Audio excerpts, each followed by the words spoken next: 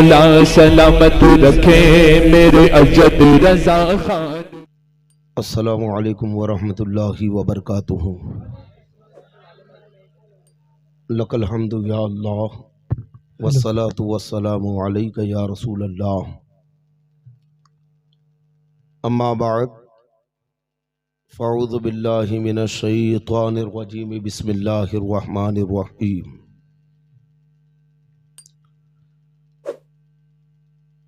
व अम्मा बिनिअमति रब्बिका फ़हद्दिस।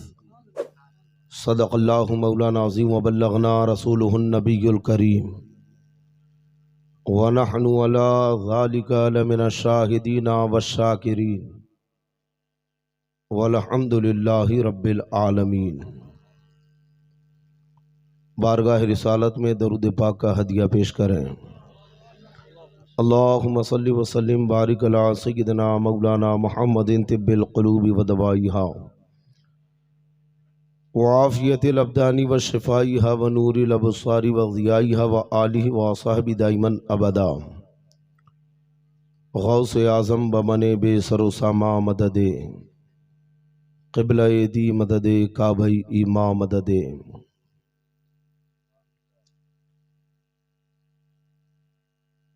हाफिज शमीम साहब क़िबला ने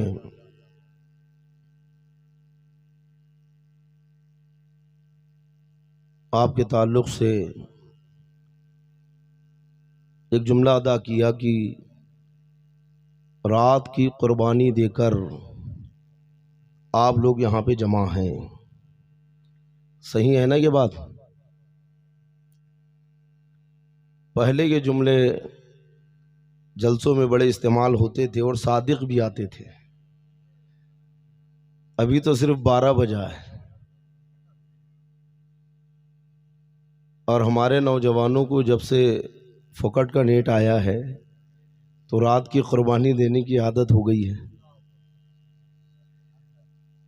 तो गोया ऐसा लग रहा था कि जब मुहिब गिरामी हाफिज शमीम साहब कह रहे थे कि आप रात की कुर्बानी यहाँ दे के बैठे हैं, तो आपके अंदर से आवाज़ आ रही थी कि वो तो रोज़ ही देते हैं, देते हैं ना, फेसबुक पर, इंस्टाग्राम पर, यूट्यूब पर ना। लेकिन उस कुर्बानी में और आज की कुर्बानी में बहुत फर्क है।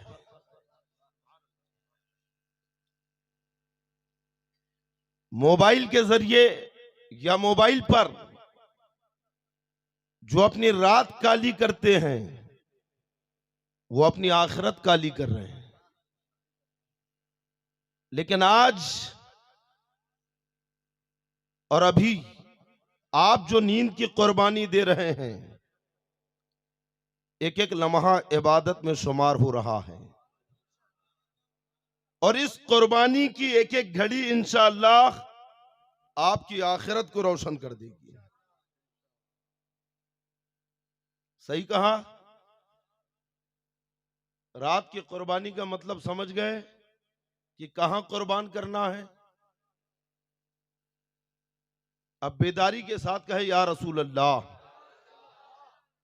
आला हजरत इमाम अहले सुन्नत फरमाते हैं, यादे वतन सितम किया दश्ते हरम से लाए क्यों, बैठे बिठाए बदनसीब सर पे बला उठाए क्यों।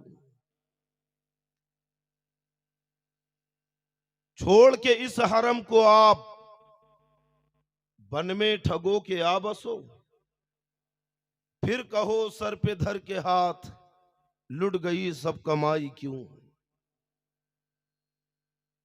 अब तो न रोक ऐ गनी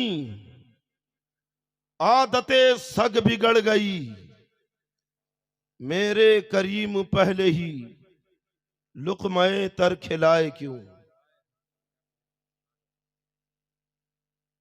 नेमत के ऊपर एक बेहतरीन खिताब आपने मुझसे कब्ल हजरत अल्लामा इफ्तिखार साहब से समाअत किया।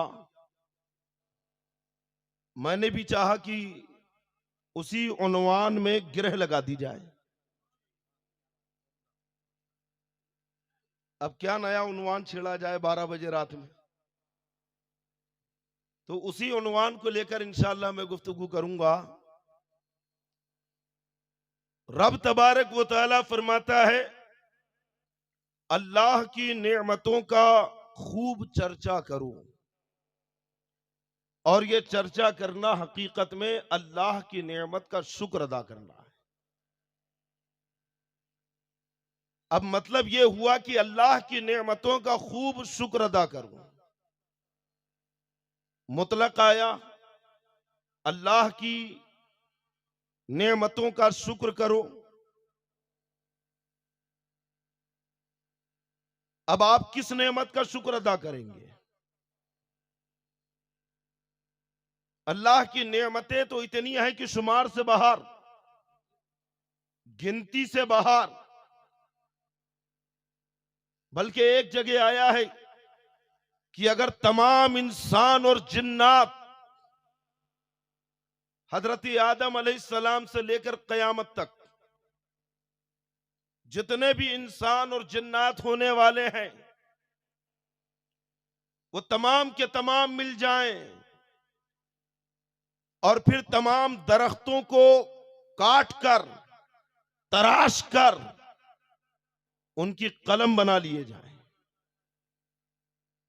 दुनिया में जितने दरख्त हैं, जितने झाड़ हैं, सबको अगर कलम बना दिया जाए और तमाम समंदरों को स्याही बना दिया जाए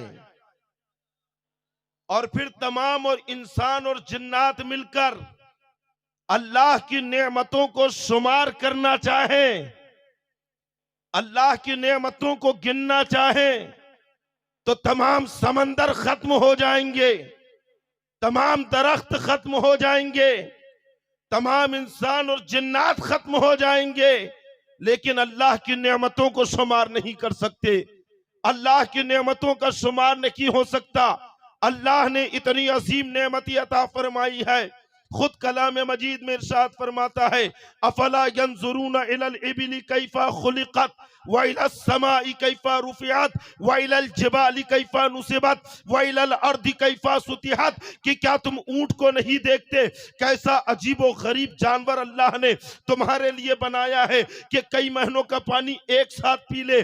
जहां कोई जानवर चल ना सके वहां ऊंट हवा से बातें करने लगे। गर्ज के ऊंट के अंदर अल्लाह ने कई निशानियां रखी है। इतना वसी आसमान तुम्हारे लिए अल्लाह ने बनाया, उसके इतनी वसी जमीन अल्लाह ने तुम्हारे लिए फैला दी और फिर उस पर पहाड़ों को लंगर बनाकर कायम कर दिया और फिर इस जमीन के ऊपर बेशुमार नेमतें अता की कि जमीन का कलेजा चीर कर उसने तुम्हारे लिए रोजी निकाली। सूरज को आसमान पे चमका दिया, उसके जरिए तुम्हें जिंदगी का सामान फराहम किया। ये चांद और चांद की चांदनी, ये बहती हुई हवाएं, ये समंदर की लहरें, ये परिंदों का चहचहाना, गर्ज के कोई चीज ऐसी नहीं है कि जो अल्लाह की नेमत में दाखिल और शामिल ना हो। अल्लाह ने दौलत दी, ये अजीम नेमत है। औलाद अल्लाह की नेमत है। गर्ज के दुनिया जैसे जैसे तरक्की करती जाएगी, अल्लाह की नेमतों का ज़हूर होता रहेगा। वजूद इंसानी अल्लाह की बहुत बड़ी नेमत। अरे ये धड़कता हुआ दिल अल्लाह की नेमत है कि नहीं? हा? लेकिन कद्र नहीं है। एक दो वॉल अगर चौकअप हो गए ना, तब मालूम होता दिल की कद्र क्या है। आंख अल्लाह की अजीम नेमत, ये जबान अल्लाह की अजीम नेमत, पूरा वजूद इंसानी, अच्छे दोस्त, अच्छे रिश्तेदार, ये माँ बाप, भाई बहन, औलाद, कारोबार, ये सब क्या अल्लाह की नेमतों के जलवे हैं। सब अल्लाह की नेमत है। अगर आप सिर्फ अपनी आंख का शुक्र अदा करने बैठ जाएं तो उम्र खत्म हो जाएगी, आंख की रोशनी चली जाएगी, लेकिन नेमत का शुक्र। अरे ये गाड़ी, ये मोटर, ये उड़ता हुआ प्लेन, ये सब अल्लाह की नेमतें तो हैं। हर चीज अल्लाह ने इसी जमीन से बनाई और तुम्हारे लिए बनाई। खलक़लकुम मा फिल अर्दि जमीआ, अल्लाह ने जमीन में जितनी चीजें पैदा की है सब तुम्हारे लिए है। एक एक सांस अल्लाह की नेमत, एक एक धड़कन अल्लाह की नेमत, रगों में बहता हुआ खून अल्लाह की नेमत। के साइंसदां बड़े बड़े साजो सामान तो बना सकते हैं, लेकिन एक दिल नहीं बना सकते। ये किडनी और गुर्दे नहीं बना सकते। अरे तेज रफ्तार बुलेट ट्रेन तो बना सकते हैं, लेकिन रेंगती हुई चूंटी नहीं बना सकते। ये सब अल्लाह की अजीम नेमत है। हम अर्ज करते हैं कि मौला, हमारी उम्रें बड़ी कलील, हमारे हौसले बहुत पस्त, हमारी सलाहियतें बेकार। हम तेरी नेमत का शुक्र अदा करने बैठे तो कैसे करें, और किस नेमत का शुक्र अदा करें। औलाद अता की, इसी पे शुक्र अदा करें तो जिंदगी गुजर जाए। तूने हमें सलामत रखा, हमारी आंख सलामत रखी, हाथ पैर सलामत रखे, ये वजूद सलामत रखा। इसी का शुक्र अदा करने बैठ जाए तो जमाने गुजर जाए, ये जिंदगी खत्म हो जाए, लेकिन तेरी नेमत के शुक्रिये का हक अदा ना हो। आखिर हम किस नेमत का शुक्र अदा करें। तेरी एक एक नेमतें लाजवाब, तेरी एक एक नेमतें जो इंसान के ऊपर तूने जाकिर फरमाई है, इंसान को अता की है, उसका हमसे हक अदा नहीं हो सकता। ऐ मेरे रब, कोई ऐसी नेमत बता कि अगर हम उस नेमत का शुक्र अदा करें तो सारी नेमत का शुक्र एक साथ अदा हो जाए। तो रब की तरफ से जवाब आता है कि देखो, कोई ऐसी नेमत भी है इन नेमतों में जो अल्लाह ने तुम्हें अता की है कि वो नेमत देने के बाद अल्लाह ने एहसान बताया हो। नेमतें तो इतनी हैं, लेकिन अल्लाह ने हर नेमत पर एहसान नहीं बताया। कोई ऐसी नेमत अगर हो कि जिस पर अल्लाह ने एहसान किया हो, नेमत देने के बाद बंदों पर एहसान जताया हो, तो जब हमने कुरान उठाकर देखा तो वो नेमत नजर आ गई। रब फरमाता है, लक़द मन्नल्लाहु अलल मोमिनीना इज़ बअसा फ़ीहिम रसूला, अल्लाह ने ईमान वालों पर एहसान किया है कि उनमें अपना महबूब रसूल भेज दिया है, अपना पसंदीदा नबी भेज दिया है। तो यहीं से पैगाम मिल गया, यहीं से मिजाज मिल गया, यहीं से अल्लाह का फरमान समझ में आ गया कि मुस्तफा जाने रहमत तमाम नेमतों की असल है। अब तुम्हें अपनी आंखों का शुक्रिया फर्दन फर्दन अदा करने की जरूरत नहीं है, औलाद का शुक्र फर्दन अदा करने की जरूरत नहीं है। अरे तुम नबी की मोहब्बत में, नबी की आमद पर अल्लाह का शुक्र अदा करो, नबी की मिलाद मनाकर नबी का चर्चा करो, अल्लाह की तमाम नेमतों का चर्चा हो जाए। नारे तकबीर, नारे रिसालत, जश्न ईद मिलादुन नबी, सरकार की आमद, दिलदार की आमद, मजहब इस्लाम, उलमाए अहले सुन्नत। आला हजरत इमाम अहले सुन्नत फरमाते हैं, साबित हुआ कि जुमला फराइज फरू है, असलुल उसूल बंदगी इस पाक दर की है। नबी की आमद पर खुश हो जाओ, नबी का मिलाद मनाकर नबी का चर्चा करो, अल्लाह की तमाम नेमतों का चर्चा हो जाएगा, अल्लाह की तमाम नेमतों का शुक्र अदा हो जाएगा। इसलिए तो हम नबी का मिलाद मनाते हैं। बल्कि हजरत मुफ्ती अब्दुल समी साहब ने अनवार सातिया में लिखा है कि नेमत यानी नेमतुल्लाह, क्या मतलब है इसका? अल्लाह की नेमत। नेमतुल्लाह यानी अल्लाह की नेमत मुस्तफा जाने रहमत सल्लल्लाहु ताला अलैहि वसल्लम के नामों में से एक नाम है। नेमतुल्लाह ये नबी का नाम है, और नबी अल्लाह की अजीम नेमत है। अरे आप तशरीफ लाए तो रब तबारक व तआला ने पूरी रूए जमीन को मस्जिद बना दिया। ये नेमत नहीं है? पहले के जमाने में जहां अल्लाह का हुक्म हो वहां पे मस्जिदें बनती थी। घर में मुसल्ला बिछा के नमाज नहीं पढ़ सकते थे, जंगल में मुसल्ला बिछा के इबादत नहीं हो सकती थी। जहां अल्लाह ने कहा वहीं आपको जाके इबादत करना है। अब चाहे आपको 15 किलोमीटर जाना पड़े कि 25 किलोमीटर जाना पड़े, लेकिन मेरे मुस्तफा फरमाते हैं कि अल्लाह ने मेरे लिए तमाम रूए जमीन को मस्जिद बना दिया कि बंदे मोमिन जहां सर झुका दे वही मस्जिद, जहां मुसल्ला बिछा दे वहां उसकी नमाज अदा। ऐसी बहुत सी नेमतें हैं जो हमें अता हुई, और ये सारी नेमतें मुस्तफ़ा जाने रहमत सल्लल्लाहु ताला अलैहि वसल्लम का सदका है। और फिर ये बरकतें, ये बहारें, अरे पूछो हजरत दाई हलीमा से। आप कहती है जब मैं मक्का मुकर्रमा पहुंची मेरा खच्चर बहुत ही लागर था, ऊँटनी इतनी कमजोर कि चल ना सके, उसके थन खुश्क हो चुके थे, और मैं खुद बहुत ज्यादा कमजोर और भूखी थी। मेरा बच्चा जो गोद में था वो भूखा, मेरे शोहर कमजोर। हमारा पूरा कबीला जब मक्के शरीफ पहुंचा और मक्के वालों को पता चला कि हलीमा एक गरीब औरत है, तो किसी ने अपना बच्चा हलीमा को ना दिया, कहा कि ये तो मुफलिस है, ये तो कहत ज़दा है, ये हमारे बच्चे को क्या पालेगी, ये हमारे बच्चे को क्या परवरिश करेगी। और इधर आका करीम सल्लल्लाहु ताला अलैहि वसल्लम, आपके वालिद का इंतकाल हो चुका है, दूसरी दाइयां आती और पता चलता कि बाप ने की है, तो वो बच्चे को लेने से इनकार कर देती और कहती कि जब बाप ने की है तो हमें इनाम कौन देगा।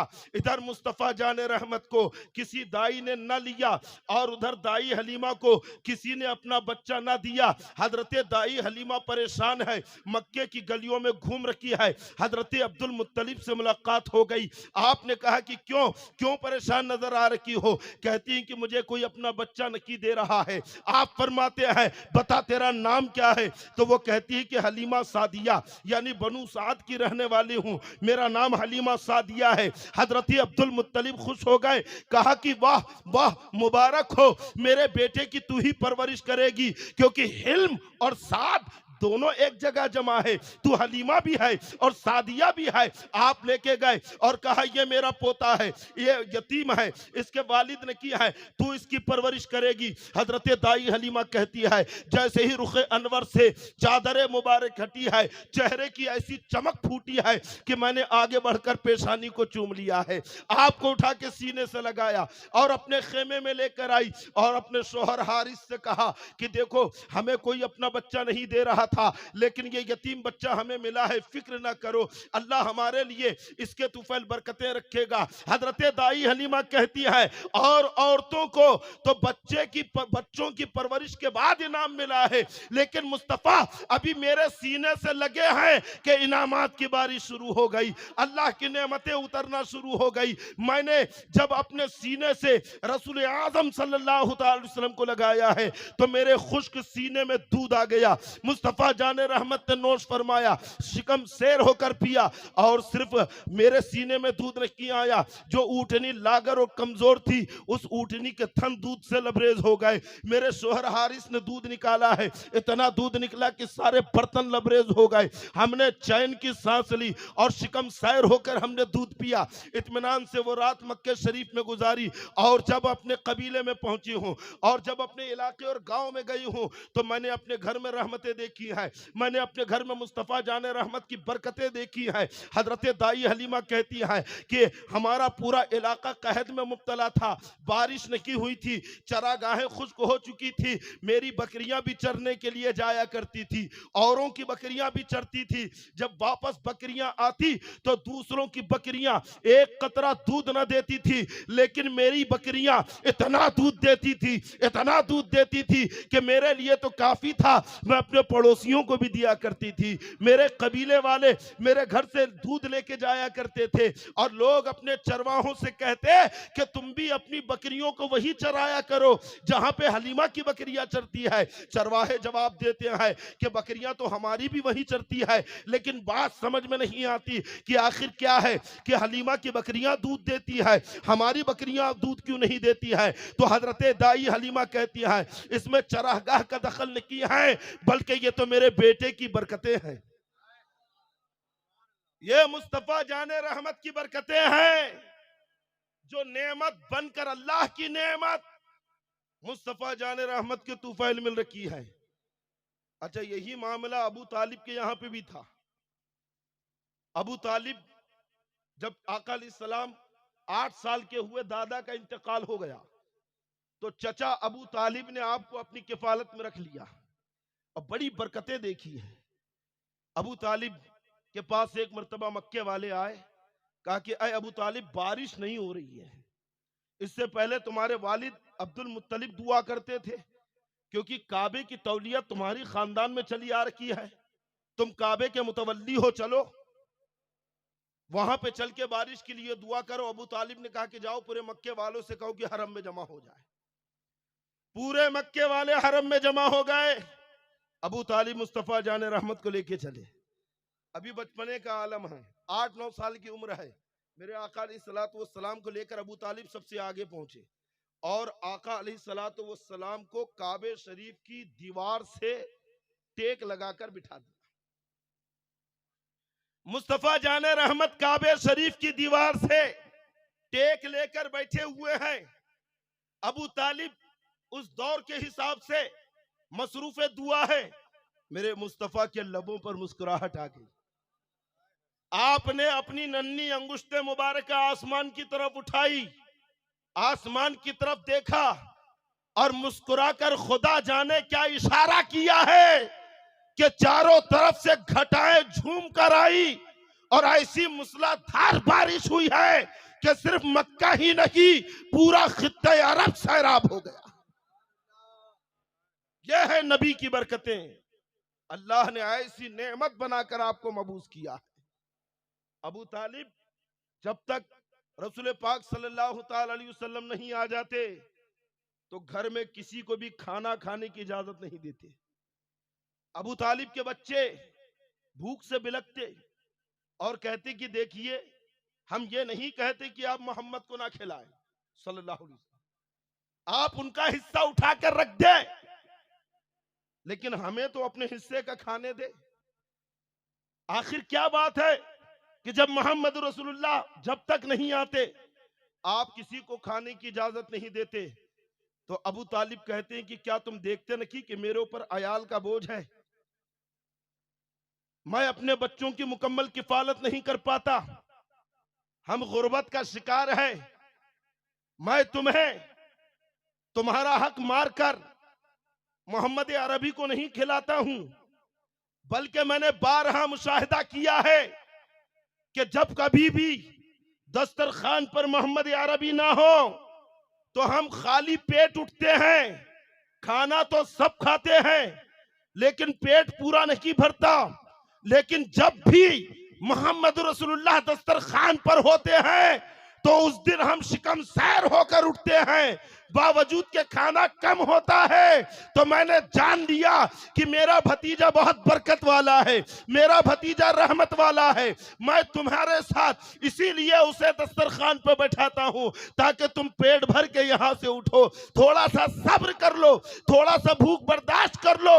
अगर मुस्तफा जाने रहमत आ गए तो सब शिकम सैर हो जाओगे, सबको अल्लाह की नेमतें मिल जाएंगी। ऐसी नेमत अल्लाह ने अपने महबूब को बनाकर मबूस किया। अच्छा, आप नेमत भी है और रहमत भी है। रहमत भी है ना, वमा अरसलनाका इल्ला रहमतल लिल आलमीन।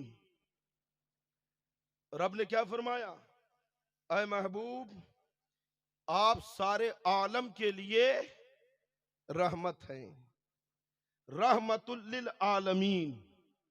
आप रहमतुल लिल आलमीन है और अल्लाह रब्बुल आलमीन है। देखो लफ्ज़ आलम आया है, तो नबी सारी कायनात के लिए रहमत, सारी कायनात के लिए अल्लाह की नेमत। और रहमत वही पहुंचा सकता है जिसका कब्जा पूरी कायनात पे हो। रहमत वही पहुंचा सकता है कि जो अल्लाह की एक एक मखलूक को जानता हो।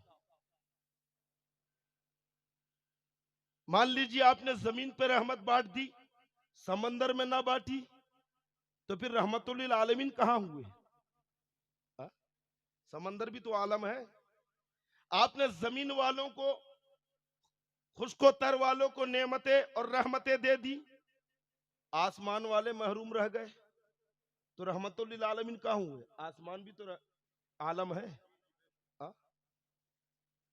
तो रहमतुल लिल आलमीन का मतलब यही है कि जब से आलम बना है और जब तक आलम रहेगा, नबी सबको जानते हैं, सबको पहचानते हैं, सबकी जरूरत को जानते हैं और सबको रहमत और नेमत पहुंचा रखे हैं। इसलिए तो आला हज़रत फरमाते हैं, मैं तो मालिक ही कहूंगा कि हो मालिक के हबीब, यानी महबूब मुहिब में न की मेरा तेरा, तेरे टुकड़ों से पले गैर की ठोकर पे न डाल, झिड़कियां खाए कहां छोड़ के सदका तेरा। नारे तकबीर, नारे रिसालत, सरकार की आमद, दिलदार की आमद, मसलके आला हजरत, नारे तकबीर, नारे रिसालत। आका अलैहिस्सलातु वस्सलाम, तो अल्लाह की वो रहमत व नेमत है कि आपने ये फरमाया कि अगर कोई भूखा है तो उसे खाना खिला दो। ये नबी की रहमत नहीं है? पड़ोसियों के हुकूक अदा करो, ये रहमत और नेमत नहीं है? समझ गए? अच्छा, बहुत से ऐसे पड़ोसी होते हैं उनके हुकूक हम पर वाजिब नहीं है। समझ गए? हाँ, जुआरी हो, शराबी हो, नमाज नहीं पढ़ता लेकिन है सुन्नी मुसलमान। अच्छा, बदअकीदे बद्दीन जो है, ये वहाबी, देवबंदी, गैर मुकल्लिद और जो भी ऐसे हैं, ऐसी हदीसें लेकर आते हैं आका अलैहिस्सलातु वस्सलाम ने भूखों को खाना खिलाने का हुक्म दिया, पड़ोसी के हुकूक अदा करने का हुक्म दिया, है ना। कुरान की ऐसी आयतें लेकर आते हैं, बल्कि बड़े बड़े जलसे कर लेते हैं, करते हैं ना, बड़े बड़े जलसे। एक आयत पर मेरे आका अलैहिस्सलातु वस्सलाम ने फरमाया कि बदगुमानी से बचो। कुरान में अल्लाह ने फरमाया बदगुमानी से बचो, हदीस में भी है। कुरान में अल्लाह ने फरमाया अकीमुस्सलाह, नमाज कायम करो। तो अकीमुस्सलाह, कुरान की इस आयते करीमा के इस जुज और टुकड़े पर इनके यहां पे बड़े बड़े जलसे हो जाते हैं। वलिल्लाही अलन नासी हिज्जुल बैता मन इस्तता इलैहि सबीला। इस आयत में अल्लाह ने हज का हुक्म दिया। इस आयत के ऊपर इनके यहां बड़े बड़े जलसे और कॉन्फ्रेंस हो जाती है, होती है कि नहीं? ज़कात के ऊपर बड़े बड़े सेमिनार कर लेंगे, का कुरान का हुक्म है अकीमुस्सला आतुज़ ज़का। नशे के खिलाफ, जुआ के खिलाफ, जिना के खिलाफ बड़े बड़े जलसे होते हैं। हमने कहा वमा अरसलनाका इल्ला रहमतल लिल आलमीन, ये भी तो कुरान की आयत है। इन्ना अरसलनाका शाहिदन व मुबश्शिरन व नज़ीरा, अल्लाह ने आपको शाहिद, हाजिर और नाजिर बनाकर, खुशखबरी देने वाला, डर सुनाने वाला बनाकर भेजा। ये भी तो कुरान की आयत है। इन आयतों पर तुम्हारे यहां जलसे क्यों नहीं होते? नबी की रहमत और नेमत पे जलसे क्यों नहीं होते? मुस्तफा की अजमत पर जलसे क्यों नहीं होते? समझे? अल्हम्दुलिल्लाह, हम सुन्नी मुसलमानों का वो नसीबा है कि आला हजरत इमाम अहले सुन्नत ने जहां हमारे अकाईद की हिफाजत की, हमारे अमाल को भी बचाया है। हम सुन्नी बरेलवी कुरान की उन आयतों पर भी जलसे करते हैं और नबी की अजमतें जिन आयतों में बयान की गई अल्हम्दुलिल्लाह उस पर भी जलसे होते हैं। तो कहो कुरान पर पूरा पूरा अमल करने वाले कौन हुए? हम ही तो हुए अल्हम्दुलिल्लाह, हम ही तो अमल कर रहे हैं, है ना। तो नबी पूरे आलम के लिए रहमत है जो अल्लाह की नेमतें पहुंचा रखे हैं। इन्नमा अनल कासिम वल्लाहु युती, अल्लाह अता करता है और मैं तकसीम करता हूं। अल्लाह की नेमतें मुस्तफ़ा तकसीम कर रखे हैं तो तकसीम करने वाला जानता है कि किसे कब और कितना देना है। मेरे मुस्तफ़ा गुंबदे खिजरा की छाओं में आराम कर रहे हैं लेकिन नजर पूरी दुनिया पर है।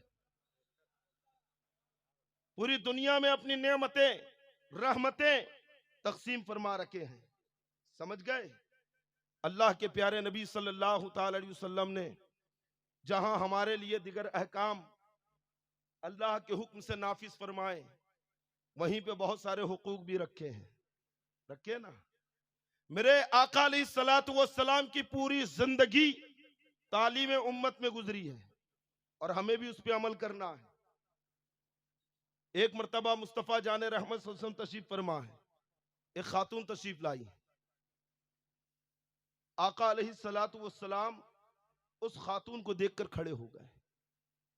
आप खड़े हो गए बड़े एहतराम के साथ और आगे बढ़ा, उनका हाथ थामा, करीब लाया और अपनी चादर मुबारक बिछा दी। एक ज़ईफ औरत थी, बूढ़ी औरत है, चादर मुबारक बिछा दी और बड़े एहतराम से बिठाया। रिवायत में आया है कि जब तक मेरे मुस्तफ़ा की बारगाह में वो खातून रही, वो ज़ईफा रही, तब तक नबी उन्हीं की तरफ मुतवज्जे रहे। जब कुछ कहती तो आप बहुत गौर से सुनते और जब आप कुछ फरमाते तो बड़े आराम से और एहतराम से फरमाते।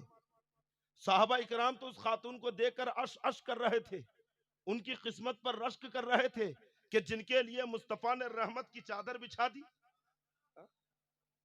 अरे वो रहमत की चादर कि ढूंढा ही करे सदर कयामत के सिपाही, वो किसको मिले जो तेरे दामन में छुपा हो। मुस्तफ़ा ने अपनी वो चादर उनके लिए बिछा दी। साहबा इकराम भी उन्हीं की तरफ मुतवज्जे रहे और जब वो चली गई तो मेरे आका अलैहिस्सलातु वस्सलाम से साहबा ने अर्ज किया, या रसूल अल्लाह, आखिरी मुकद्दस खातून कौन थी कि जिसके लिए रहमत की चादर बिछा दी गई, जिसके लिए आपने अपनी मुकद्दस चादर बिछा दी? तो मेरे आका अलैहिस्सलातु वस्सलाम फरमाते हैं कि ये मेरी रज़ाई माँ हजरत दाई हलीमा थी। उलमा फरमाते हैं कि दाई हलीमा रज़ाई माँ है जिनका आपने दूध नौश फरमाया है। अब अगर हकीकी वालिदा होती तो कितना अदब फरमाते। मुस्तफ़ा जाने रहमत यहाँ पे अपनी वालिदा का, अपनी माँ का अदब करके पूरी दुनिया को एहतराम वालिदैन समझा रखे हैं कि मुसलमानों, तुम्हारे लिए कामयाबी उसी वक्त है और कामयाबी उसी वक्त तुम्हारे कदमों को चूम सकती है जबकि तुम माँ बाप के एहतराम करने वाले हो जाओ, माँ बाप का अदब करने वाले हो जाओ। अगर तुमने माँ बाप को नाराज कर दिया तो रसूलुल्लाह नाराज हो जाएंगे और रसूलुल्लाह नाराज हुए तो अल्लाह नाराज हो जाएगा और अगर अल्लाह नाराज हो जाएगा तो उसकी नेमतें तुमसे अपना मुंह मोड़ लेंगी। फिर दुनिया की जिल्लत और रुसवाई तुम्हारे हिस्से में आ जाएगी। अगर हमारी सुर्खरुई हमारी कामयाबी है तो हदीस पाक के मुताबिक माँ बाप के एहतराम में है, माँ बाप की मोहब्बत में है।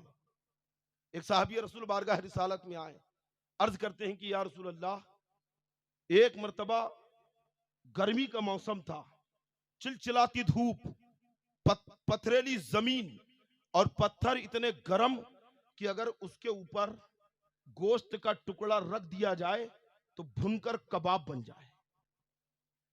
ऐसे गर्म पत्थरों पर, ऐसी पथरेली जमीन पर जो चिलचिलाती धूप से तप रही थी, मैं नंगे पैर था। अपनी मां को मैंने अपने कांधों पे बिठाकर 7 मील का सफर तय किया है। ऐ अल्लाह के नबी, क्या मैंने अपनी मां का हक अदा कर दिया? मुस्तफ़ा जान रहमत सल्लल्लाहु ताला अलैहि वसल्लम फरमाते हैं कि जब तू पैदा हुआ था और तेरी पैदाइश पर तेरी माँ को जो दर्द उठा था और उस दर्द की वजह से जो उसने आह की थी, कन्हारा था, तो हो सकता है कि किसी एक आह का हक अदा हुआ। क्या समझे नौजवानों? तुम दुनिया से बूढ़े होकर चले जाओगे, लेकिन माँ बाप का हक अदा नहीं कर पाओगे। माँ बाप का वो हक अल्लाह ने रखा है, समझे? मिलादुन नबी सल्लल्लाहु अलैहि वसल्लम का जलसा आपने रचाया, बसाया, यह आपकी खुशनसीबी है, लेकिन यहां पे एक पैगाम लेके जाओ। नबी की सीरत सुनने के लिए बैठे हो तो सिर्फ सुनकर, अपने इस कान से सुनकर इस कान से ना निकाल दो, बल्कि तहैया करो कि इंशाअल्लाह हम इस पर अमल करेंगे। करेंगे कि नहीं इंशाअल्लाह? हाँ, कि बस सुना और मजे के लिए चले गए? वैसे मोमिनपुरे वाले जानते हैं, और डोबी वाले तो खास तौर पे यहाँ पे बहुत जलसे हुए मेरे, यहाँ से लेकर वो मोहम्मदिया मदरसे तक हुए ना, और सुनते आते हैं आप। मेरी तकरीर ज़ौक़े तबा के लिए नहीं होती है, और ना मेरी तकरीर मजे के लिए होती है। वाह क्या तकरीर थी, नारे लगा दिए, घर आ गए, अरे बहुत अच्छा बोले। क्या बोले का वो तो जहन में नहीं रहा, लेकिन बोले बहुत अच्छा। आजकल यही तो हो रहा है कि नहीं? किसी को भी लगा दे रहे हो, सुन रहे हैं। वो कम वक्त पाकिस्तान का कोई मिर्जा है, उसी को सुन रहे हैं, और उसको सुन सुन के मादअल्लाह अपने बुजुर्गों के गुस्ताख बन रहे हैं। बन रहे कि नहीं? किसी को भी नहीं सुनना है, उन्हीं को सुनना है जो मसलके आला हजरत के पाबंद है। और हमें भी मसलके आला हजरत पर सख्ती से, क्योंकि मसलके आला हजरत नाम ही नबी की सच्ची गुलामी का है। मसलके आला हजरत नाम शरीयत की पाबंदी का है ना? तो माँ बाप का अदब करेंगे इंशाअल्लाह। अगर किसी ने अपने माँ बाप को सताया हो, रुलाया हो, घर जाकर माफी मांग लेना, और दोबारा कभी माँ का दिल ना दुखाना। मेरे मुस्तफा फरमाते हैं कि अल्लाह ने अपनी रजा को माँ बाप की रजा में छुपा दिया है, और अपने गजब को, अपनी नाराजगी को माँ बाप की नाराजगी में पिनहा कर दिया है। क्या मतलब? कि अगर किसी से उसके माँ बाप राजी हो जाएं तो अल्लाह राजी हो जाता है, और अगर माँ बाप नाराज हो जाएं तो अल्लाह नाराज हो जाता है। समझ गए? माँ बाप का हक अदा करना ये किसने सिखाया? रसूलुल्लाह ने सिखाया। पड़ोसियों का हक अदा करना ये किसने सिखाया है? मुस्तफा जाने रहमत ने। लेकिन हर पड़ोसी का हक अदा करने दौड़ मत पड़ना। वही जिनके लिए, है ना, हक अदा करने का हुक्म आया है, जिनके दिल में ईमान है, इश्क़ रसूल है, उसी का हक अदा करना है ना? बहुत सारे लोग अक्सर जब मैं इस मौजू पे तकरीर करता हूँ तो सवाल करते हैं कि हजरत हमारे जो पड़ोसी कट्टर बदअकीदे हैं, हर 2-4 दिन में 40 दिन के लिए उठ के चले जाते हैं, 2-4 महीने में, है ना? तो कैसा करना? आला हजरत इमाम अहले सुन्नत की बारगाह में सवाल आया कि क्या ये बदअखलाकी नहीं है कि कोई हमें, यानी बदअकीदा, सलाम करे, हमारी खैरियत पूछे और हम उसे जवाब भी ना दे? लोगों को ये बदअखलाकी लगती है।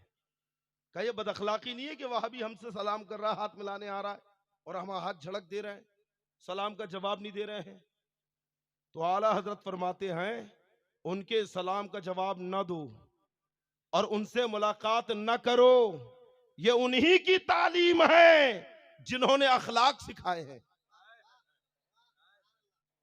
जिन्होंने दुनिया को जेवरे अखलाक से सजाया है, जिन्होंने दुनिया को माँ बाप का हक बताया है, जिन्होंने पड़ोसी को पड़ोसी का हक समझाया है, जिन्होंने ये कहा कि अखलाक ईमान की ताकत है, उन्हीं का फरमान है कि जो मेरे गुस्ताख हैं, जो मेरे गद्दार हैं, जो मेरे दुश्मन हैं, जो मेरी बुराई करते हैं, उनसे दूर रहो। बुखारी शरीफ की हदीस है, आका अलैहिस्सलातु वस्सलाम ने कहा कि ऐ हस्सान, मेरी हिजो करने वालों की हिजो करो। हिजो कहते हैं बुराई को, यानी मेरी बुराई करने वालों की बुराई करो। वह जिब्रील व माँ का, जिब्रील तेरे साथ है। जो नबी की बुराई करे, अरे नबी को अपनी तरह कह रहा है, ये बुराई नहीं है? नबी मर के मिट्टी में मिल गए, ये बुराई नहीं है? नबी का मिलाद मनाना कन्हैया के जन्मदिन की तरह है, ये कहना बुराई नहीं है। नबी का इल्म शैतान के इल्म से कम है, ये कहना बुराई नहीं है। नबी के इल्म को जानवर, बच्चों और पागलों के इल्म की तरह बताना माज़अल्लाह, क्या ये नबी की तौहीन और नबी की बुराई करना नहीं है? बोलो। तो क्या ऐसों से हम सलाम करें जिन्होंने अपनी किताबों में लिख मारा माज़अल्लाह कि नमाज में अगर नबी का ख्याल आ जाए तो चूड़ा चमारो गधे और खच्चर के ख्याल से बदतर है माज़अल्लाह। लिखा है जी, लिखा है, मेरे पास किताबें रखी हैं। और आज के जो मौजूदा है, अगरचे जबान से ऐसा नहीं कहते, लेकिन कहने वालों को और लिखने वालों को अपना इमाम बताते हैं। ऐसा लिखने और कहने वालों को अपना पेशवा और रहनुमा मानते हैं। तो ये भी तो गए उन्हीं के साथ, गए कि नहीं? ये भी तो नबी के गुस्ताखों में शामिल हो गए। तो ऐसों से न सलाम, न कलाम और न कोई रिश्तेदारी, न कोई भाईबंदी। समझ गए नौजवानों? समझे कि नहीं? अच्छे से सो तो नहीं रहा है? तो देख समझ के दिल दे बैठना, कहीं भी मत अटका देना। बाद में पछता रहा है फिर क्या करूं, हजरत सुन्नी कर लूंगा। मैंने कहा उसको तो कर लेगा, अब्बा का क्या करेगा? उसके चचा का क्या करेगा? है जुर्रत इतनी कि अगर ससुरा घर में आए तो बिल्कुल कदम नहीं रखना, ये डाले मारने की है जुर्रत? दिल संभाल के रखो बेटा, और ऐसी जगह नहीं देना तो इसका मतलब नहीं कि कहीं पे भी नहीं देना। जहां माँ बाप की मर्जी हो और सुन्नी सही अकीदा रिश्ता हो, वहां पे देना। समझे कि नहीं? हाँ, क्योंकि ये बहुत बड़ी थ्योरी है। आज पूरा यूरोप, एक जगह मैंने तकरीर में बोला, ये पूरा यूरोप, अमेरिका और दिगर जो कंट्रीज है, वो हमारे मशरिकी लोगों की और खास तौर पे मुसलमानों की थ्योरी से आज तक परेशान। समझ में ही नहीं आ रहा, उनके दिमाग में ही नहीं उतर रही कि पहले शादी फिर मोहब्बत। उन कंट्रीज में पहले मोहब्बत कर लेते फिर शादी करने जाते, तो उनके दिमाग में वही रचा बसा है, बेहयाई। ये कैसे हो सकता है? मैंने एक लिटरेचर पढ़ा था इब्न सफी की एक जगह, कि पूरा यूरोप परेशान कि भाई ये कैसे हो सकता है कि पहले शादी होगी फिर मोहब्बत होगी, पहले मोहब्बत होती फिर शादी होती है। इंडिया में तो बड़ा अजब हाल है, पहले शादी फिर मोहब्बत। मैंने कहा दोनों मोहब्बत में बहुत फर्क है, बहुत फर्क। अगर मोहब्बत करके शादी करे तो जरा सी अनबन हुई, लाओ डिवोर्स के पेपर तैयार करो, नहीं रहना इसके साथ। होता है कि नहीं? मोहब्बत के बाद शादी हो तो मामले यही होते हैं ना, 2-4 साल के बाद नहीं, बिल्कुल रखना ही नहीं है। अब तो देखते से नफरत हो रही है। पहले तो तड़पता था, कुड़ता था, है ना, लेकिन अब देखने पर भी नफरत हो रही है ना। और शादी के बाद अगर मोहब्बत, तो ऐसी मजबूत मोहब्बत कि 2 झाड़ू भी खा ले तो 2 दिन बाद राइट। हाँ बेगम जान दो, होता है, सब चलता है ना, होता है कि नहीं? शादी के बाद अगर झूमा लपटी हो भी गई तो मोहब्बत में कमी आती है, अनबन हो गई कमी आती है। अरे बोलो ना।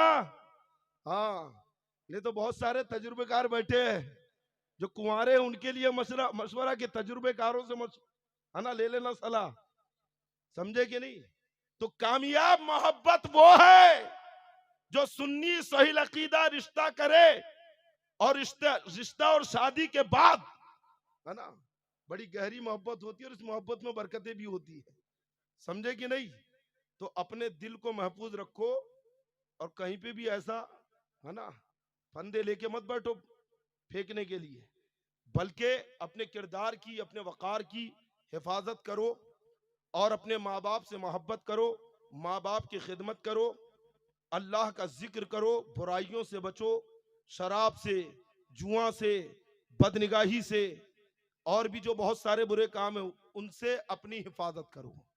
एक सच्चे मुसलमान का यही सेवा होता है।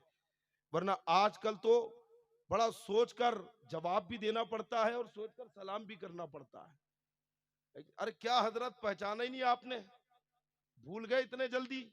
मैंने कहा यार चेहरे पे दाढ़ी होती, सर पे टोपी होती तो पहचान लेता और सलाम भी कर देता।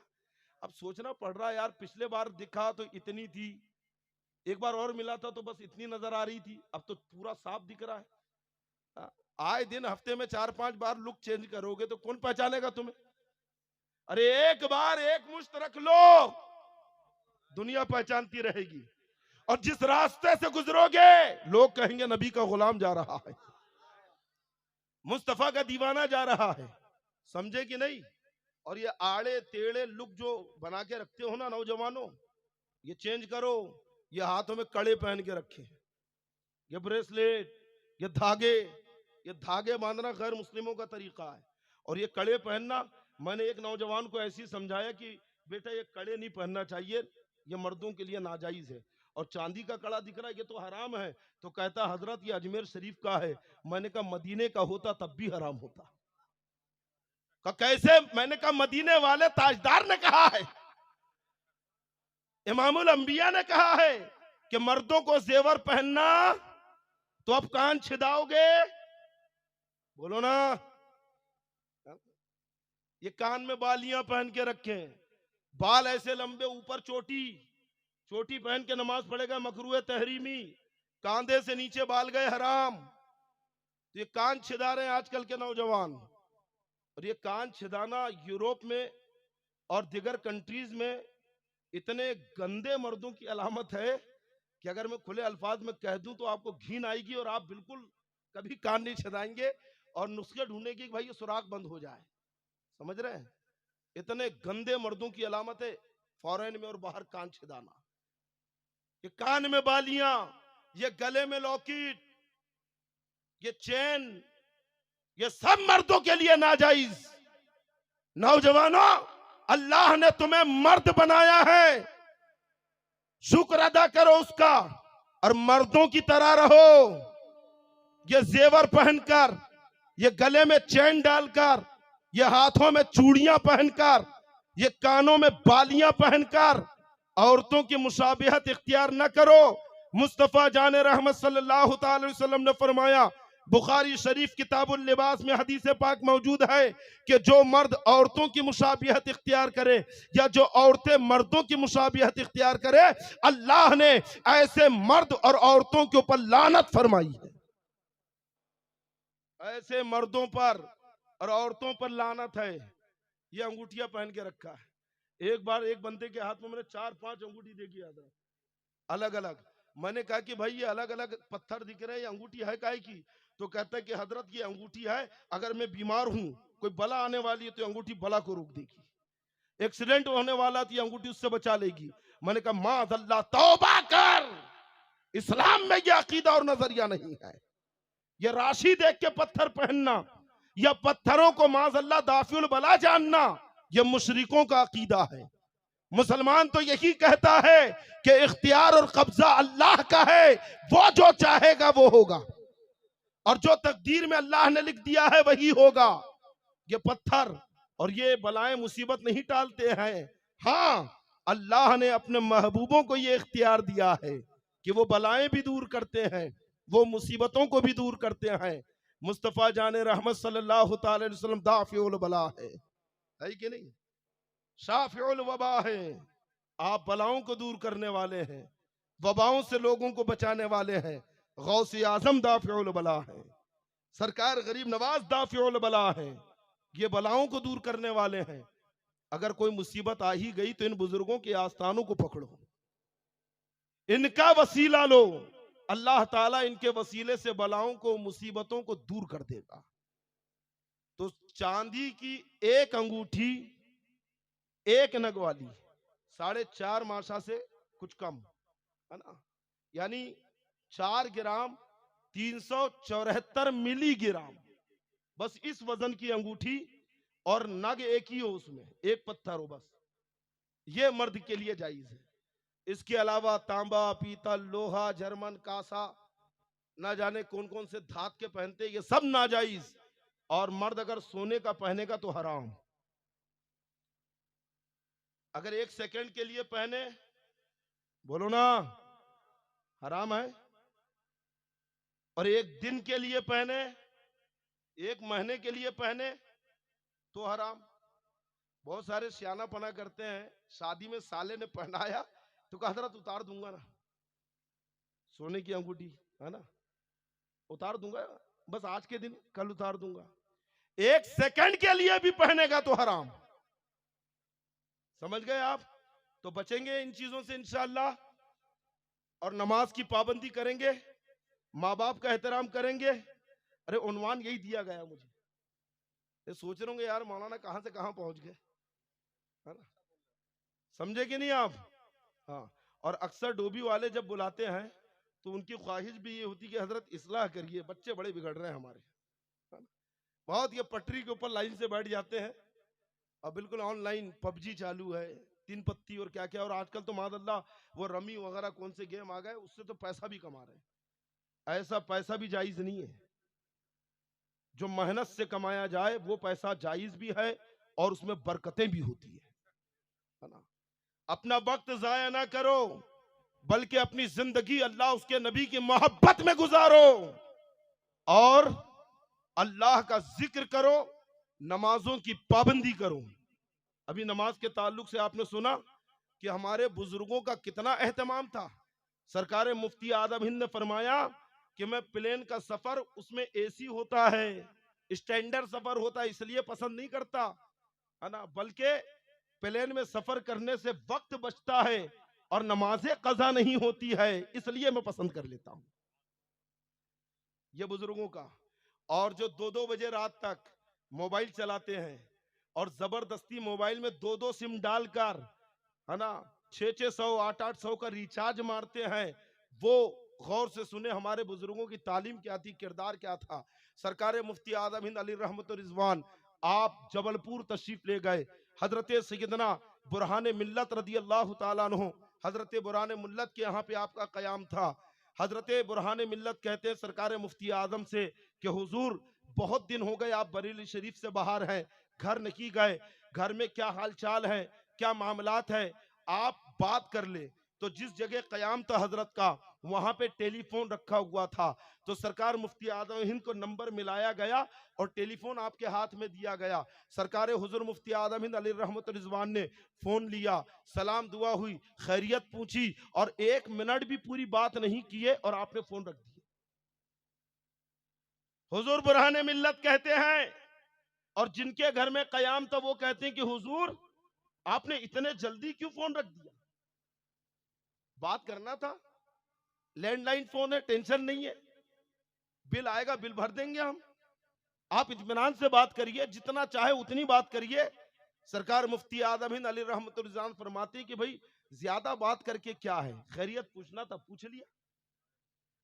जब कम वक्त में मुद्दा हल हो गया तो अब मैं क्यों अपना वक्त उस पर करूं। कहा हुजूर नहीं, हम नंबर मिला देते हैं, आप बात कर लीजिए।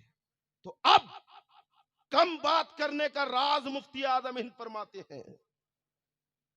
जब कहा कि हुजूर नहीं बात कर लीजिए, हम नंबर मिला के देते हैं, तो सरकार मुफ्ती आदम हिंद ने फरमाया कि हम खामखा फजूल में अपने पैसे गवर्नमेंट को क्यों दे, बिला वजह की बात करके, खामखा की गुफ्तगू करके हम अपने पैसे, मेहनत से कमाए हुए पैसे बिल भर के क्यों गवर्नमेंट को दे। क्या समझे नौजवानों, ये जो तुम 800-800 का रिचार्ज मार रहे हो, कभी सोचा है कि इस 800 के लिए तुमने किसकी गुलामी की, किसकी मेहनत, किसकी नौकरी की, ना जाने इसके लिए कितनी मेहनत की। और तुम लगे हो फेसबुक के ऊपर, व्हाट्सएप के ऊपर। क्या जरूरत है तुम्हें मोबाइल में 2 सिम की, क्या जरूरत है तुम्हें इतनी लंबी लंबी बातें करने की। जितनी जरूरत है उतनी ही गुफ्तगू करो। यहीं से सरकार मुफ्ती आदम हिंद अली रहमत रिजवान ने फजूल खर्ची से बचने का नुस्खा भी दे दिया कि माल वहीं खर्च करो जहां जरूरत है, क्योंकि जो माल जरूरत के वक्त खर्च किया जाता है उस माल में बरकतें होती हैं, और जो माल फजूल खर्च किया जाता है, फजूल खर्ची में जो माल सर्फ हो जाता है, वहां से बरकतें उड़ जाती हैं। माल ये अल्लाह की नेमत है, इसे बचाओ। ये पटाखे फोड़ के, ये शादी में डीजे और मटका पार्टी निकाल के, ये वीडियोग्राफी और ये तस्वीर कशी, ये सब क्या है? फजूल खर्ची नहीं है? हराम है कि नहीं? अब इसमें अगर अपनी दौलत खर्च करोगे तो जहां की वहीं रहोगे, स्लीपरी पहन के घूमोगे और वही साइकिल का पंचर बना बना के चलाओगे। बरकत नहीं होगी। और अगर फजूल खर्ची से बचोगे, डीजे पर, वीडियो पर, तस्वीर पर, मटका पार्टी पर अगर पैसे खर्च नहीं करोगे तो अल्लाह की जात से उम्मीद है कि अल्लाह ऐसा नवाजेगा कि तुम दूसरों को नवाजते फिरोगे।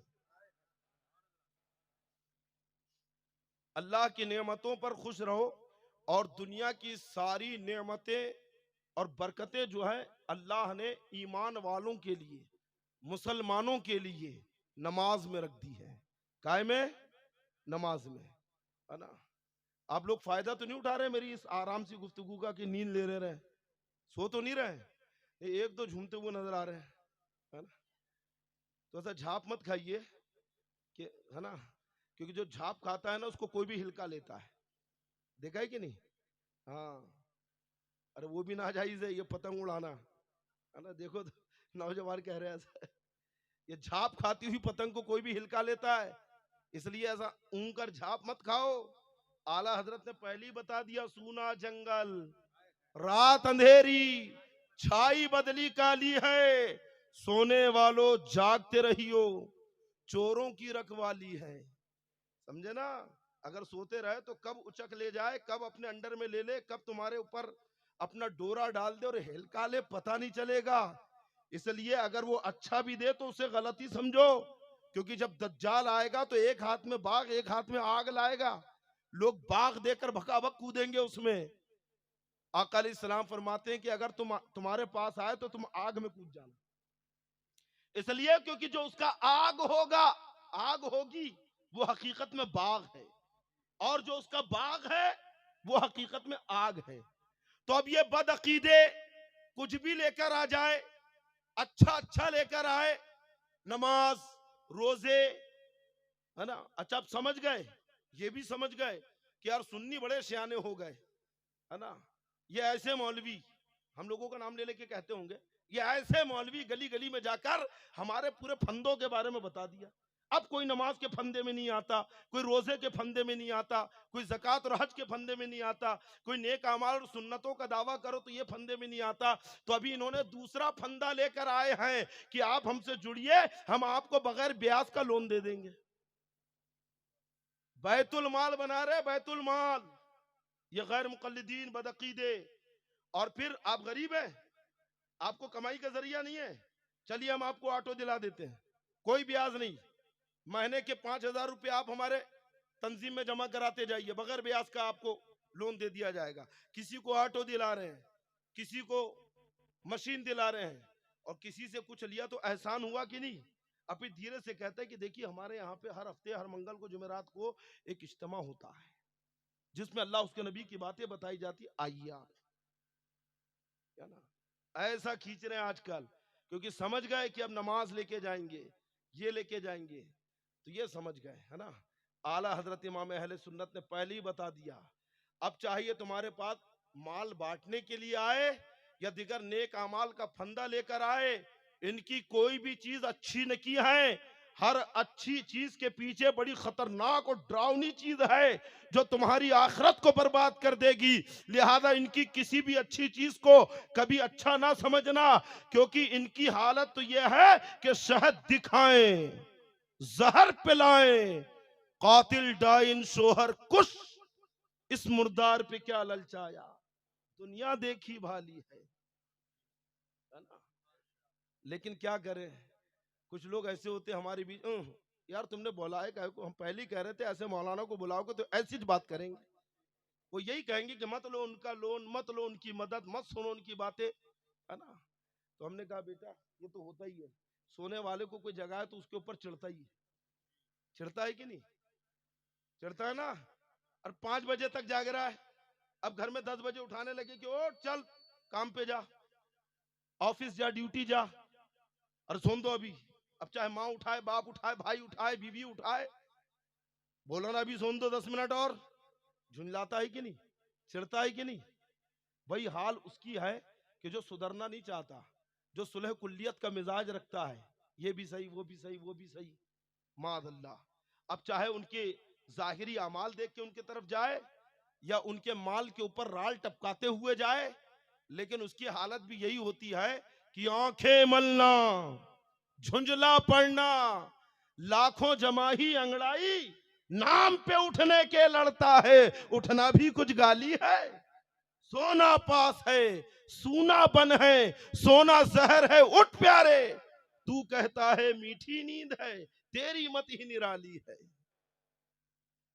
किस अंदाज में और किस प्यारे अंदाज में आला हजरत इमाम अहले सुन्नत ने कौम को पैगाम दिया है। मसलके आला हजरत पे कायम रहो और नमाजों की पाबंदी करो।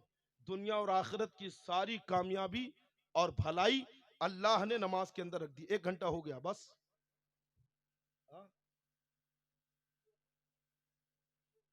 कुछ लोग सोच रहे यार अच्छा कुछ ऐसा कर रहे हैं, अरे भाई 50 किलो की मुंडी हिला रहे हैं, 5 किलो की जबान हिला दे और 5 ग्राम की, है ना?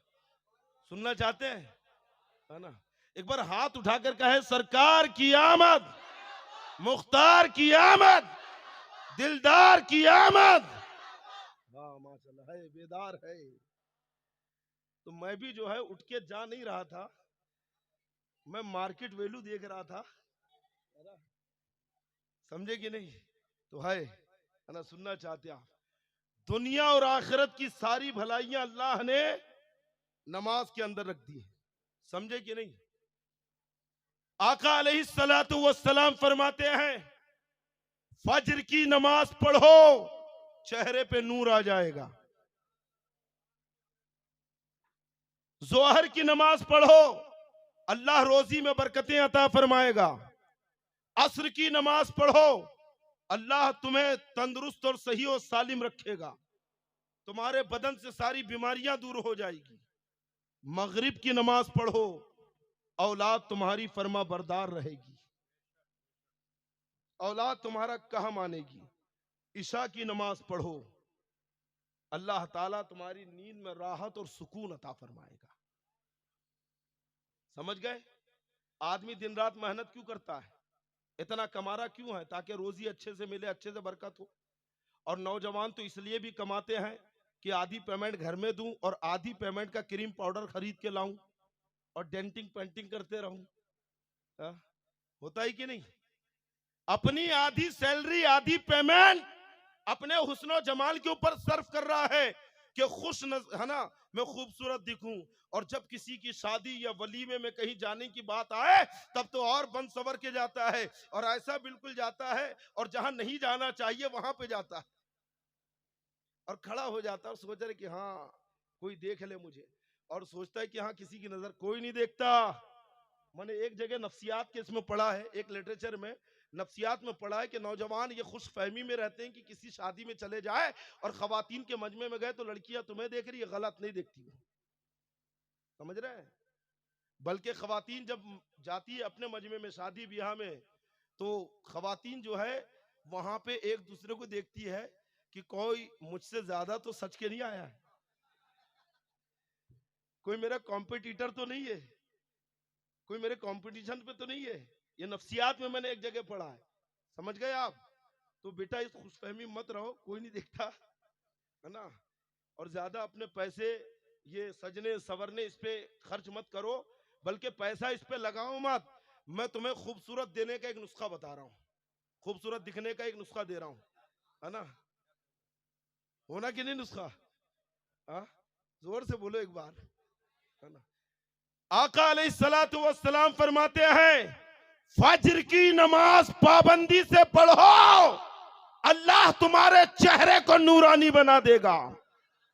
यानी जो फज्र की नमाज नहीं पढ़ता उसका चेहरे का नूर खत्म हो जाता है, उसका हुस्न खत्म हो जाता है, उसके चेहरे पे फटकार पड़ती है, उसके चेहरे पे मनहूसियत तारी रहती है। और अगर तुम पाबंदी से नमाज पढ़ते रहे तो रब ने तुम्हारे लिए फरमाया है लक़द खलक़नल इंसान फी अहसनी तक़वीम, तमाम मखलूकात में अल्लाह ने इंसान को सबसे खूबसूरत बनाया। नमाज पढ़ो, अल्लाह तुम्हें खूबसूरत बना देगा, हसीनो जमील रहोगे, खूबसूरत दिखोगे, अच्छे दिखोगे। समझ गए? और जोहर की नमाज पाबंदी से पढ़ो, क्योंकि जो जोहर की नमाज नहीं पढ़ता है अल्लाह उसकी रोजी से बरकत उठा देता है। और आजकल लोगों को शिकायत है कि बहुत ज्यादा तबीयत खराब रहती है, कमजोरी महसूस होती है, बीपी हो गई, शुगर हो गई, दुनिया भर के मामले। असर की नमाज पढ़ो, अल्लाह तुम्हें तंदुरुस्त रखेगा, तुम्हें सही और सालिम बदन अता फरमाएगा। और औलाद को फरमा बरदार बनाना है तो सिर्फ महंगे महंगे स्कूल और कॉन्वेंट पर निर्भर मत रहो कि हमारे बच्चे अच्छी स्कूल में पढ़ेंगे तो हमारे फरमा बरदार रहेंगे। गलत। मगरिब की नमाज पढ़ो, अल्लाह औलाद को फरमा बरदार बना देगा। और दीनी तालीम से आरास्ता करो, उलमा की सोहबत में बिठाओ, तो औलाद आपकी फरमा बरदार होगी। समझ गए? और रात में राहत और नींद, चैन की नींद के लिए गोलियां खाने की जरूरत नहीं है, मोबाइल देखने की जरूरत नहीं है, बल्कि इशा की नमाज पढ़ के सो जाओ, अल्लाह ताला नींद में राहत और सुकून अता फरमाएगा। समझ रहे हैं? और अगर कोई एक वक्त की नमाज भी जानबूझकर छोड़ दे तो हदीस पाक में है, आका अलैहिस्सलातु वस्सलाम फरमाते हैं कि अल्लाह ताला उसे एक हक़ब जहन्नम में जलाएगा। साहबा किराम ने अर्ज किया, या रसूल अल्लाह ये एक हक़ब क्या है? तो फरमाया 80 साल। एक वक्त की भी नमाज छोड़ा तो एक हक़ब यानी 80 साल जहन्नम की आग में जलेगा। और फिर फरमाया कि 80 साल तुम्हारे नहीं, अल्लाह की। अल्लाह के 80 साल कितने? तो हदीस में है कि जब तुम्हारे 1000 साल होते हैं, यानी जब दुनिया में 1000 साल गुजरते हैं, तब अल्लाह का एक दिन होता है। तो अब अल्लाह के 80 साल, आपके एक साल में 360 दिन, आप अपने ही दुनियावी सालों के एतबार से कैलकुलेट करें। आपके दुनियावी एक साल में 360 दिन। अब अल्लाह के दिनों को हमारे साल के दिनों से अगर हम ज़र्ब करें, यानी 1000 को 360 से आप तकसीम करें, है ना, तो इससे आपने ज़रब किया, 360 से अगर आप ज़रब करें, गुणा करें, तो 3,60,000 साल, यानी हमारे दुनिया के 3,60,000 साल तो अल्लाह का एक साल। वहां के कितने? अब 360 को 80 से आप ज़रब करिए तो होता है 2,88,00,000 साल। अल्लाह अकबर। यानी जो भी मुसलमान जानबूझकर एक वक्त की भी नमाज छोड़ दे तो 2,88,00,000 साल तक जहन्नम की आग में जलेगा। है किसी में इतनी ताकत कि जहन्नम की आग को बर्दाश्त कर सके? बहुत खुशी से तुम नमाज छोड़ देते हो, कभी दोस्तों के यहां की दावत उड़ाने के लिए, कभी क्रिकेट मैच देखने के लिए, कभी पानठेलों पे खड़े रहकर, कभी होटलों में गप मारकर। खुदा के लिए नौजवानों, मरना है, इस हकीकत को ना भूलो। आखिरत की तैयारी करो, कब्र की तैयारी करो, मरने के बाद की जिंदगी की तैयारी करो। ये दोस्त कब्र में नहीं आएंगे, ये रिश्तेदार और ये अहबाब नहीं आएंगे कब्र में, जिनकी दोस्ती में और जिनकी वजह से तुमने नमाजें छोड़ी हैं। ये दौलत, ये माल, ये शोहरत, ये कुछ काम नहीं आएगा। वहां तो वही काम आएगा ईमान और इश्क़ रसूल के साथ जो तुमने नेक काम किए हैं। तो दुनिया में जब तक जिंदगी मिली है, ये अल्लाह का हम पर करम है, उसका रहम है। एक एक सांस बड़ी कीमती है, दिल की एक एक धड़कने बड़ी कीमती है। जब तक ये दिल धड़क रहा है, जब तक ये सांसें चल रही है तब तक हमारे पास वक्त है कि हम नमाज पढ़ ले, गुनाहों से तौबा कर ले, गुनाह करना छोड़ दे, अल्लाह को राजी करे और नेक काम करे।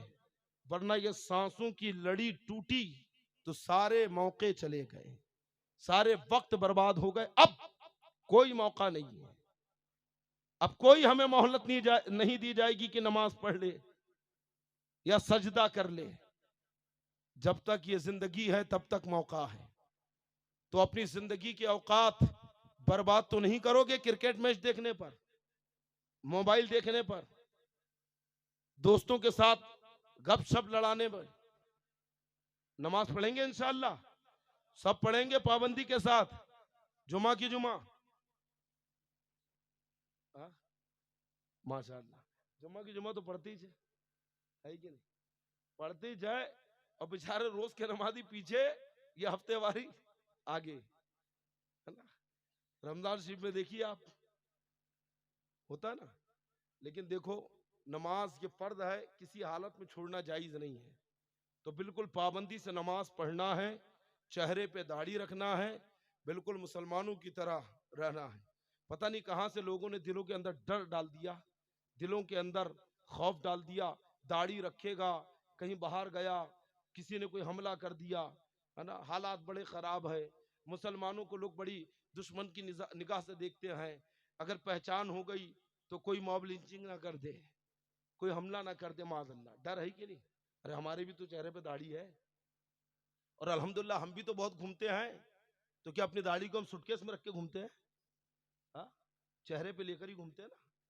सर पे टोपी भी रहती है, इस्लामी लिबास भी है, अल्हम्दुलिल्लाह।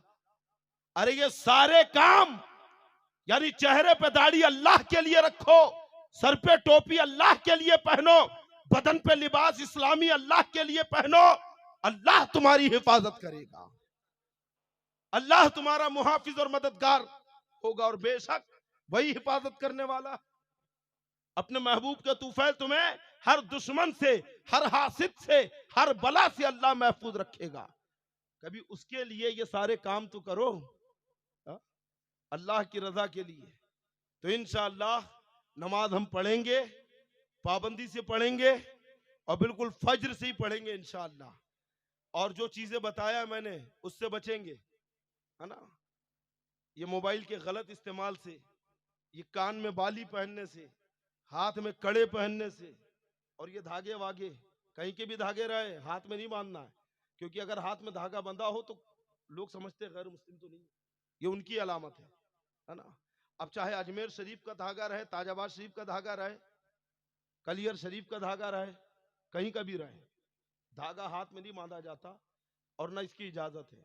हाँ, अगर किसी दरगाह का बरकत वाला धागा भी, चलो दरगाह शरीफ से मस होके आया है तो गले में पहन ले, तावीज उसमें है तो गले में पहने, और वो चांदी वाले तावीज ना पहने। और ये जो है ना, वो मोटी मोटी चैन और ये ब्रेसलेट जिसमें मगरमच्छ का मुंडा बना हुआ है और टाइगर के थोबड़े बने हुए हैं, पहनते कि नहीं? हाँ, ये हमारा सेवा नहीं है, ये सब उतार के फेंको और सच्चे पक्के मुसलमान बन के रहो, ताकि हमारी दुनिया और आखिरत दोनों कामयाब हो जाए।